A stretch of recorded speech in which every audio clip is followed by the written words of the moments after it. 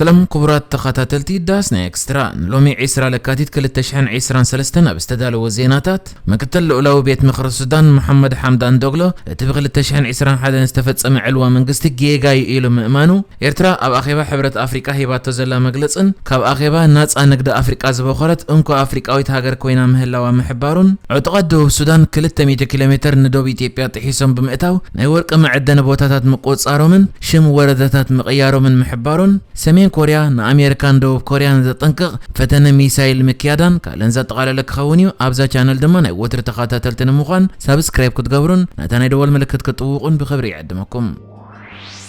اب كلل دوباو معراب مس ايثيوبيا بزداو كبابيتات كاب دوب سودان زتبغسو عطقات 200 كيلومتر ناب ايثيوبيا بمئتاو نحنت وردا مولو بمولو تقواصاصيرم شماون قيرم كم زلو ا بارلاما ايثيوبيا تغليصو قوام كوميتي ركب وصاين غدايات سلامن بايتو وكلت حزب ايثيوبيا اب قرب اوان مس دوب سودان اب زداو كبابيتات غامبيلان دوباو معراب ايثيوبيان عدت بمكياد قتلت مزماتن مزنبالن ايثيوبياوያን كم زتردو غليصم نتبوتا بصيحم زتملسو ابالات نايت قوام كوميتي اب زهبو مغلص دما كاب دوب سودان زتبغسو عطقات استات 200 كيلومتر نوشت ايثيوبيا بمئتاو نحد وردا تقواصاصيرم شم نايت ورداون كم زقيرو حبيرم نسوم مغلصين وسيخم اتم ناي دوب سودان عطقات نوشت ايثيوبيا استات 200 كيلومتر دحر مئتاوم ناتم معسكر طايسم نمحبرسب تكبابق قتيلومن امازابيلومن كبلن كلو بزح ناي ورق بوتاتات كم استقواصاصرون زي حغاو نغد اصوار يكايدو كم زلون كاسيسو حد ابال تقوام كوميتي اورادات سوري بيرونا ماجينان سورمان نمحبرسب تكبابي يفناقلو كم زلون بزح سبات دما مربتم غديفم كهادمو تغديدم كم زلون غليصو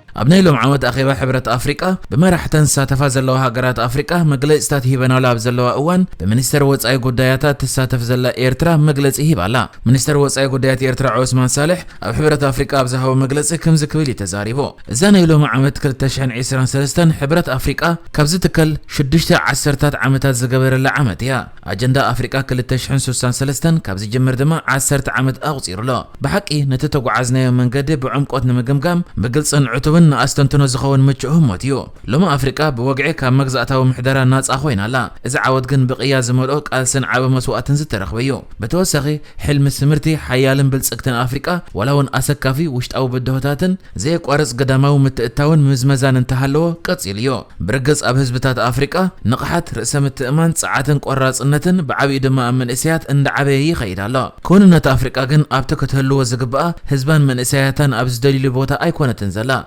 بغرጭታትን ውግአትን ተሐሚሳላ ብዙሓት ካብኣቶም በግዳም ዝተጓሃርዮም ከምኡን ድምጽ ብረት ስቕ ንምባል ናይ መጀመርታ ሾቶና ዝነበረት ዓመተ 2020 መጽያን ሓሊፋናላ አፍሪቃ ብዙሕ ጸጋታት እኳ እንተሃለዋ ሕጂውን መግበና ከነውሕስ ኣይከኣልናን ኣብ ኣህጉርና ውሑድ ኢንዱስትሪላይዜሽን ይዘሎ ወሳነ ትሕቲ ቅርጺ ጎዲልሎ ወይ የለን ስርዓታት ትምህርትና በሓፈሻ ምስ ሕብረተሰቦምን ድሌታት ህዝቦምን ዝሰማምዑ ከምኡ ድማ ኣገዳሲ ፍልጠትን ክእለትን ዝዓጥቑ ንቑሓት መንእሰያት ከፍሪ ይከኣለን ህዝብና ካብ ድኽነት አይተናገፈን ቆልዑትና ብዙሓት ካብኣቶም በቀሊሉ ክከላኸሉ ብዝኽእሉ ሕማማት ይሞትለው ጸጋታትና እንዳተዘምተ ይቅጽላሎ ገንዘብና በዘይ ሕጋው መንገዲ ንደገ ይውሕዛሎ እቲ ኩነታት ዝተዋደደ ስርዓታውን ሱር በተኻውን ስጉምቲ ከም ዝሓትት ንጹር እዩ ኣብ ፖለቲካዊ ቆጠባዊ ማሕበራዊ ባህላዊ ጸጥታውን ዝምድናታት ወጻእን ካልእ መደያትን ሓድሽ መንገድታት ሓድሽ ፖሊሲታት ከምኡ ድማ ሓድሽ ኣገባባት ይሓትት ከምቲ ዝሓለፈ ክንቅጽል ኣይንኽእልና እዚ ኣበይ ከም ዘብጽሓና ስለ እንፈልጥ ብምባል ሚኒስተር ወጻኢ ጉዳያት ኤርትራ ዑስማን ሳልሕ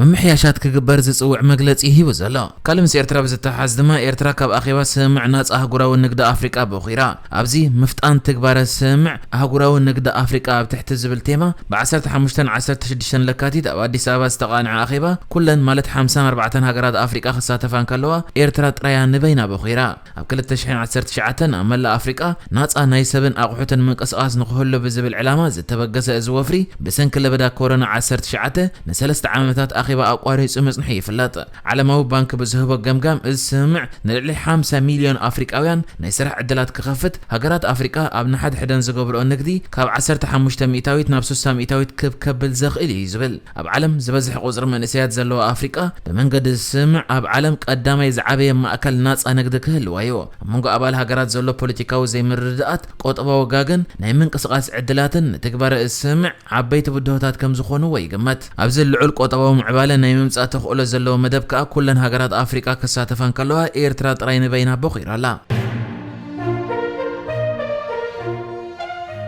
ምክትል ቤት ምክሪ መሪሕነት ሱዳን መሐመድ ደግሎ እቲ ብ2021 ዝተፈጸመ ወተሃደራዊ ዕልዋ መንግስቲ ጌጋይ ክብል ገሊጽዎ ንሱ በቴሌቪዥን ኣብ ዘመሓላለፈ መልእኽቲ እቲ ክስተት ንተረፍ ምረፍ ናይቲ ቅድሚ 2 ዓመት ካብ ስልጣኑ ዝተኣልየ ስርዓት ዑመር አልበሺር ኣፍ ደገ ኮይኑ ከም ዘሎ ተዛሪቦ ንርእሱ ጌጋታት ከም ዘፈጸመን ነቲ ዳሕረዋይ ዕልዋ መንግስቲ መድጋፍ ሓደ ካብኡ ምዃኑን እውን ሓቢሩ ደግሎ ነቲ ኣብ ወርሒ ታሕሳስ ንሱዳን ናብ ሲቪላዊ ምሕደራ ንምስጋር ዝተገብረ ስምዕ ብምንኣድ ኣብታ ሃገር ፀጥታዊ ጽጋናታት ንኽግበሩ ቃል ኣትዩሎ እዚ ንኡስ ወተሃደራዊ ጉጅለ ወይ RSF ምስ ሃገራዊ ሰራዊት ክወሃድ ምግባር ዝሓወሰ ምዃኑ እውን ሓቢሩ ኣብ ወርሒ ጥቅምቲ 2021 ቀዳማይ ሚኒስተር ሱዳን ዓብደላ ሐመዶክ ብዕልዋ መንግስቲ ካብ ስልጣኑ ተኣልዩ ምንባር ይዝከር ብሰንኪ ዕልዋ ብዝተለዓለ ተቃውሞ ንዓበን ድማ ብዙሓት ሰባት ከም ዝሞቱ ጸብጸባት የመልክቱ ካብ ወርሒ ነሓሰ 2019 ጀሚሩ ኣብ መንጎ ሰራዊት ሱዳንን ሲቪላዊ ምምሕዳርን ግጭት ክፍጠር ከም ዝጀመረ ይዝከር እዚ ንክልቲኦም ኣካላት ዝሓቆፈ ናይ ስግግር ምምሕዳር ድሕርቲ ንነዊሕ ዓመታት ኣብ ስልጣን ጸንሐ ስርዓት ዑመር አልበሺር ካብ ስልጣን ድሕሪ ምእላዩ ዝቆመዩ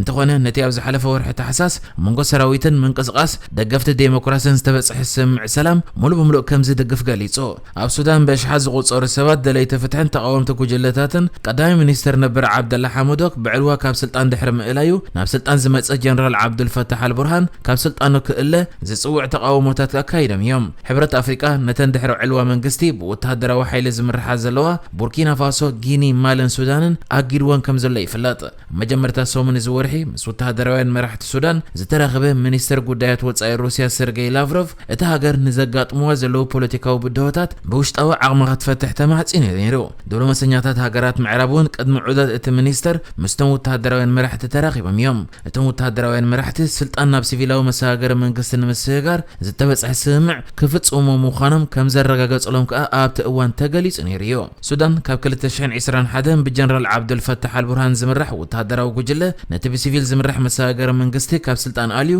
ስልጣን ካብ ዝሕዝ እዋን ጀሚራ ኣብ ቆጠባውን ፖለቲካውን ቀሉላዊ ኣትያ እያ ዘላ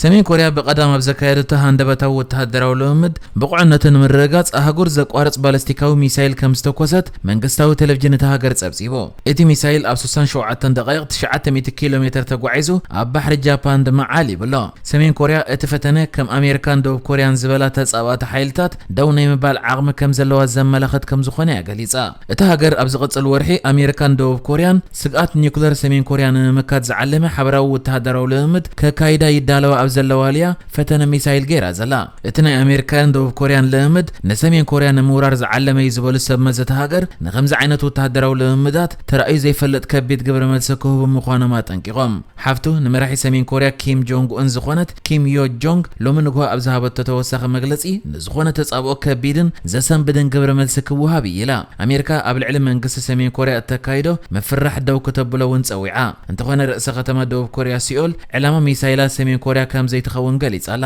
ሰሜን ኮርያ ብዓርቢ ዓቢ ምርኢት ወተሃደራዊ ኣጽዋራት ከተካይድን ከላ ልዕሊ ደርዘን ኣህጉር ዘቋረጽ ሚሳይላት ኣሰሊፋ ነይራያ ንሕጂ ዝተዳለወ ዜናታት እዚ ነይሩ ብካልእ ክሳብ ንራኸብ ሰላም ንዓኹም